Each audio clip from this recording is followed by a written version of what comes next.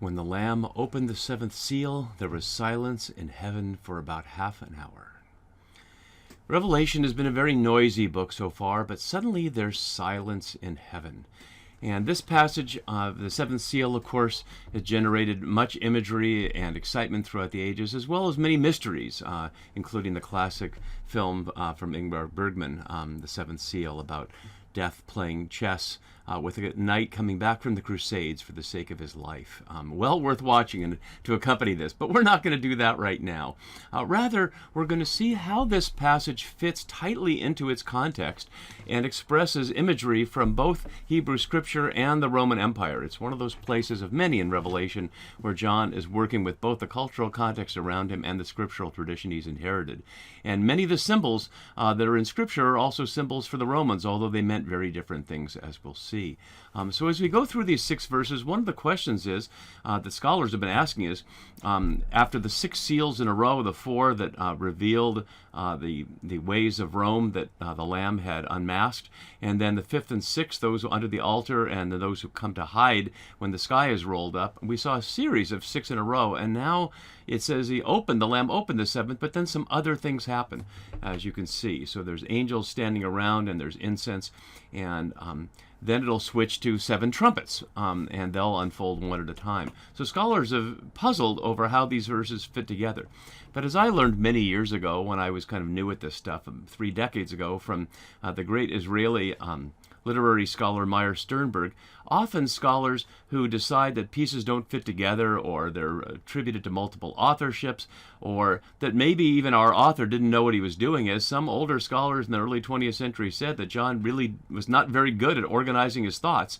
As Sternberg points out, that usually is a failure of just reading carefully enough.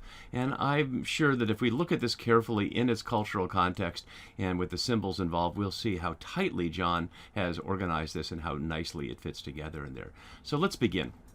The image of silence, as you can see on the right side of the screen, is one from the prophetic tradition. Twice from Zephaniah, not a prophet most of us hear very often, but there you see it. Be silent before the Lord Yahweh, for the day of Yahweh is at hand. And also just a chapter later, be silent, all people, before Yahweh, for he has roused himself from his holy dwelling. So both an occasion when God is going to be active, the day of the Lord, or the day of Yahweh being key in that first one, people should be silent. Similarly, from Habakkuk we see there, but when Yahweh is in his holy temple, let all the earth keep silence before him. Whether Yahweh's in the temple or not is something to be determined here. Yahweh will be on the throne, as we'll see. But that's from the Hebrew Scripture, the background from that. And to look at the context, let's see what's been happening so far. So back up a few verses from the last video, we saw the 6th seal. We saw at the end the elder addresses John and discusses who the people are. But what we saw was the great crowd from every nation, tribe, people, and languages with palm branches in their hand, robed in white, standing before the throne and before the Lamb, crying out in a loud voice, "Salvation to our God, who is seated on the throne, and to the Lamb." And the angels join in the worship along with the elders and all the others. And then when the elders address John to ask who these are, and John acknowledges he doesn't know, the elder says, "These are they who have come out of the great ordeal. They have washed their robes and made them white in the blood of the Lamb. For this reason they are before the throne of God and worship him day and night within his temple." And so what we're seeing as we move to chapter 8 is a continuation of this. It flows right out of that worship on the throne. And what it will flow into, as we'll see next time, is this series of trumpets that bring fire from heaven down to the earth. So what's going on in these verses with the silence here? One of the things we have to look at is how the imagery of trumpets echoes both the day of the Lord, or the power of Yahweh in the Hebrew Scripture, but also the Roman imperial triumph that we looked at a little bit last time around the issue of the crown and victory. And we're going to see that more in just a moment. So one of the classic images of the 7 trumpets is from the book of Joshua. And so we hear this from Joshua chapter 6. "You shall march around the city, all the warriors circling the city once. Thus you shall do for 6 days, with 7 priests bearing 7 trumpets of ram's horns before the ark. On the seventh day you shall march around the city 7 times, the priests blowing the trumpets. When they make a long blast with the ram's horn, as soon as you hear the sound of the trumpet, then all the people shall shout with a great shout, and the wall of the city will fall down flat, and all the people shall charge straight ahead. And so that image of the 7 trumpets portraying God's, accompanying God's power to destroy the city is a key one. And those trumpets, as the text makes clear, are ram's horns, or the shofar. And so let's hear what that sound of the shofar is like. We heard it earlier in Revelation when we heard a voice like a trumpet, but this is actually the sound of it itself. So let's listen. So that was the loudest uncontrolled sound in the ancient world from centuries before the Roman metal trumpets that we're going to hear in just a moment as an expression of their view. Another issue of the trumpet in Hebrew Bible is from the book of Joel, chapter 2. And I'll just read the first, show you the first verse, but all of chapter 2 follows the trumpets, and we'll see it some more as we go in the following videos. So blow the trumpet in Zion, sound the alarm on my holy mountain, let all the inhabitants of the land tremble, for the day of Yahweh is coming. And note how Joel uses that phrase, the inhabitants of the land, parallel to what we see in Revelation as the inhabitants of the earth, not meaning all earthlings, but meaning those whose loyalty is to the earthly realm rather than to the divine realm. So both from Joshua and Joel, we hear the issue of trumpets signaling that God is going to do something. But in the Roman Empire, it was a different thing. It was part of the triumph. And we saw an image of triumphs. Here are a couple more images of triumphs. But what I'd like to have you pay attention to now is a narrative about triumphs from the Jewish historian Josephus, writing roughly at the time when the Jewish-Roman War was about to take place, or had taken place, rather, as this is a celebration of the Roman victory. And also we'll see a clip of a Roman triumph from the HBO show Rome. So first, this passage from Josephus. Vespasian and Titus came out crowned with laurel and clothed in those ancient purple habits which were proper to their family, and then went as far as Octavian's walks. For there it was that the Senate and the principal rulers and those that had been recorded as of the equestrian order waited for them. Now a tribunal had been erected before the cloisters, and ivory chairs had been set upon it. When they came and sat down upon them, whereupon the soldiery made an acclamation of joy to them immediately, and all gave them attestations of their valor, while they were themselves without their arms, and only in their silken garments, and crowned with laurel. Then Vespasian accepted these shouts of theirs, but while they were still disposed to go on in such acclamation, he gave them a signal of silence. And when everybody entirely held their peace, he stood up, covering the greatest part of his head with his cloak. He put up the accustomed solemn prayers, the like prayers that Titus put up also, after which prayers Vespasian made a short speech to all the people, and then sent away the soldiers to a dinner prepared for them by the emperors. Then did he retire to that gate, which was called the Gate of the Pomp, because pompous shows do always go through that gate. There it was that they tasted some food, and when they put on their triumphal garments and had offered sacrifices to the gods that were placed at the gate, they sent the triumph forward and marched through the theaters, that they might be the more easily seen by the multitudes. And so there's Josephus narrating it, and here's what it looks like, not this particular triumph, but one of Julius from the HBO film series Rome.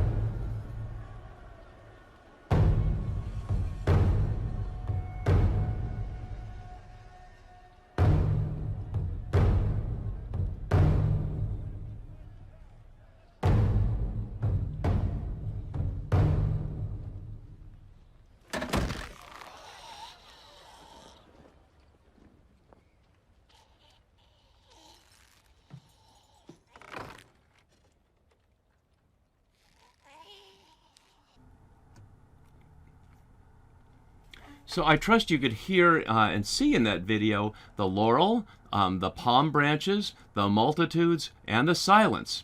All the aspects of what John's vision is countering. So when the audience on the 7 ecclesiae in the Roman province of Asia heard John's vision here, they would certainly have experienced, either directly or indirectly, whether in imagery or live, one of these triumphs of the Roman emperors.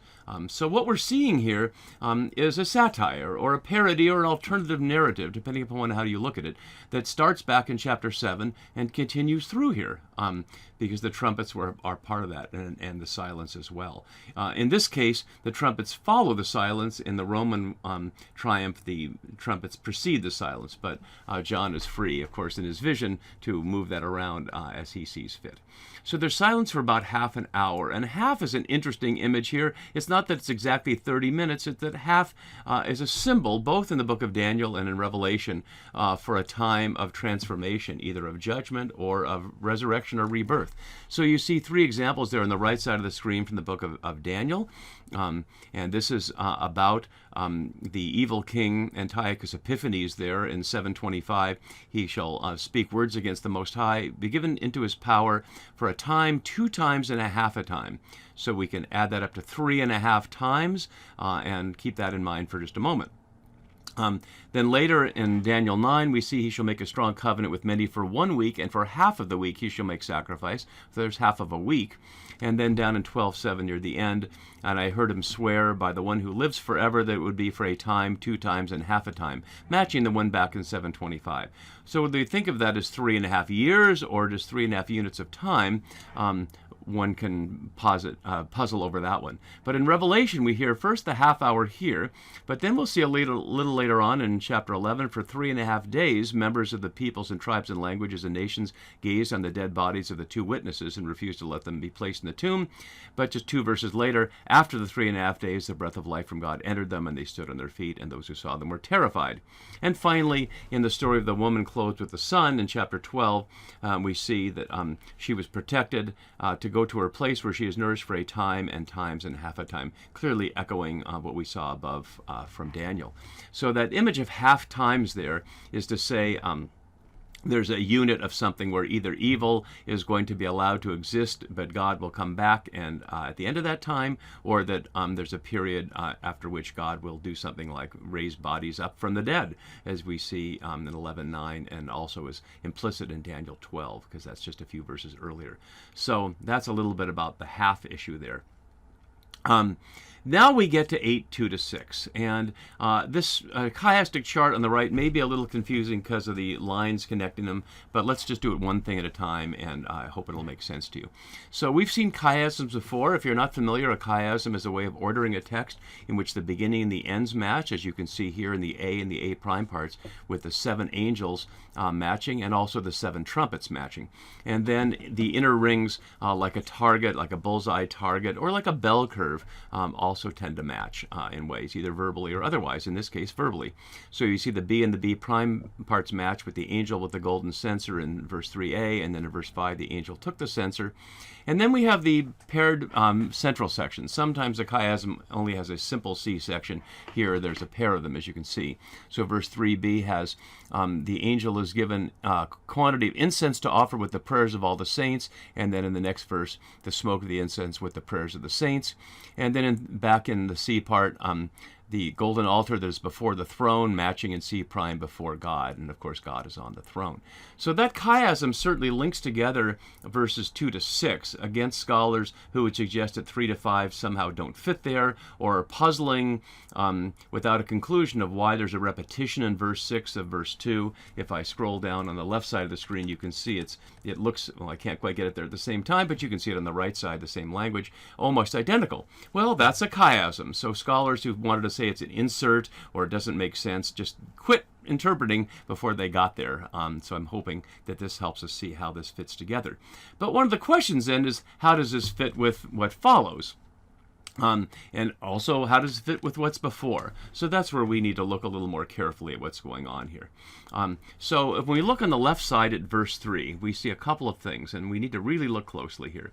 Another angel with a golden censer came and stood at the altar. He was given a great quantity of incense to offer with the prayers of all the saints on the golden altar that is before the throne.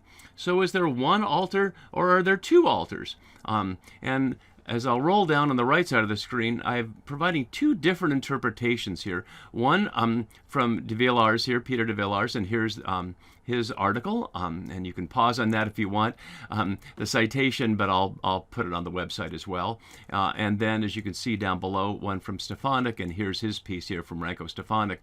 And so two different interpretations that we're going to look at here. And de Villers' argument is based on the chiasm, whereas Stefanovic's is based on the issue of the two different kinds of altars. So de Villers analyzes the chiasm in great detail, and as you can see from the quote there, I'll just read his quote on the screen. The final judgment expressed by the bowl that is hurled on earth finds its counterpart in salvation and in the true worship of God by those who have been saved.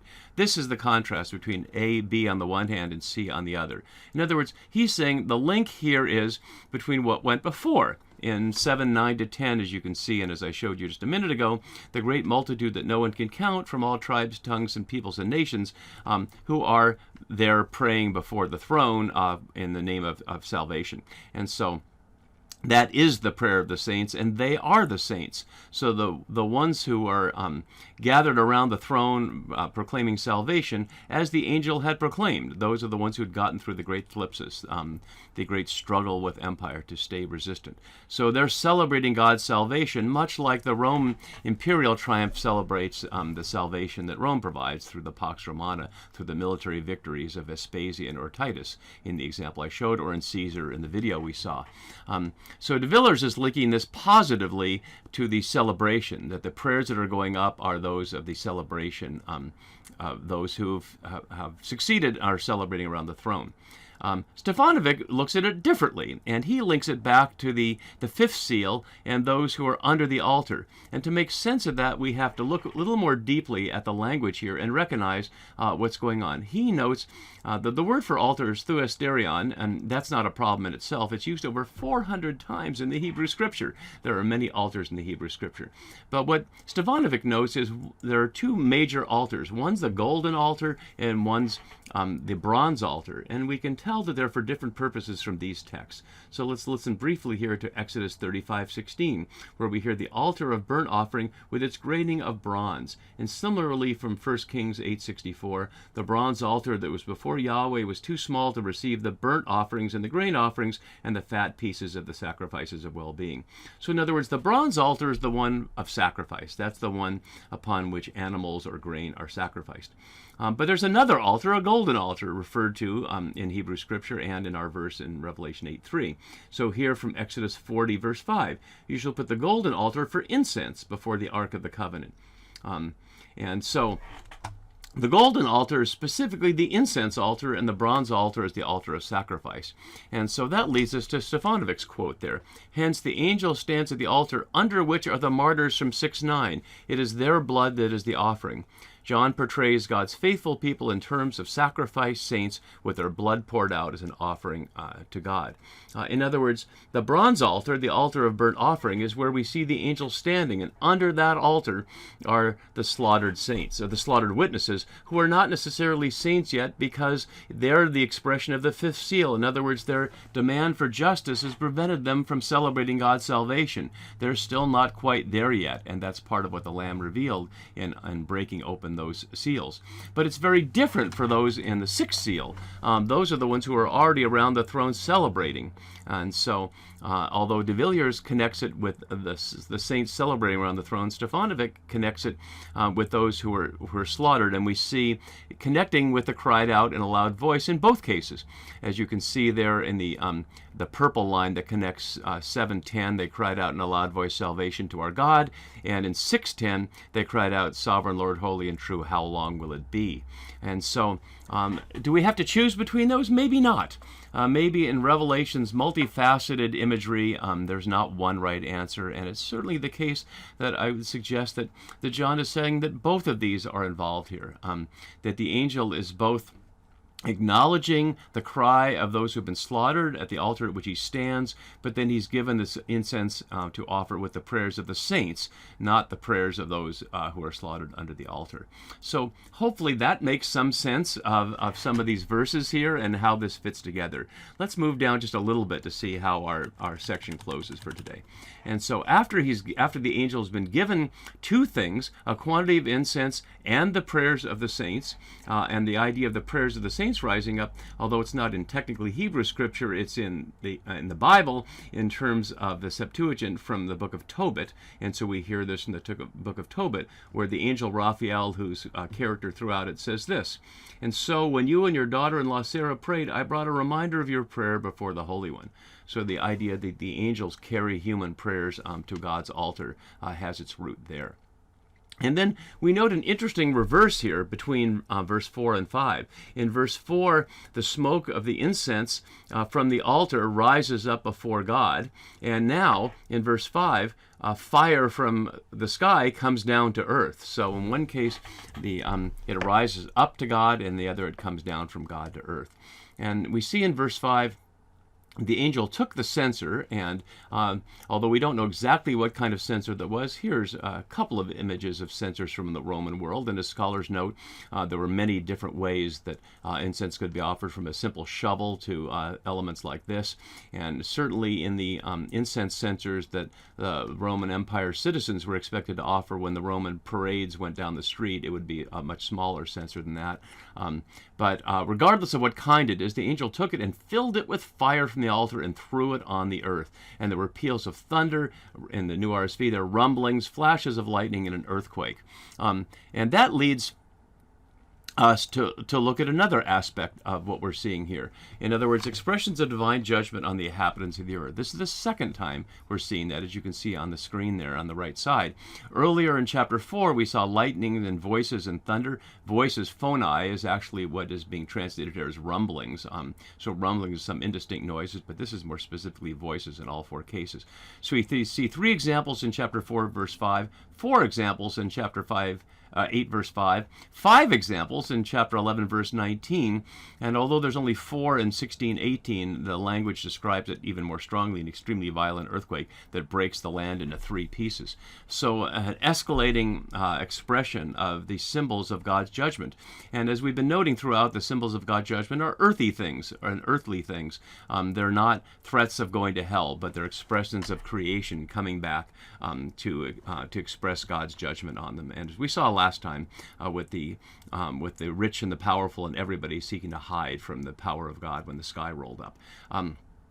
So this is the second of those, and as many scholars have noted, this generalized expression of fire coming down with the lightning, etc., will be played out in the 7 trumpets, as we will see in the following videos. And finally, in verse 6, the 7 angels who had the 7 trumpets made ready to blow them.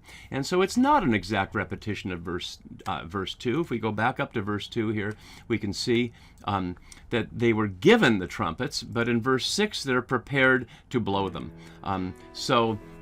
In between that is the angels and the incense and the prayers, and now we're ready to see what those trumpets unveil, and we'll continue with that next time. See you then. Bye-bye.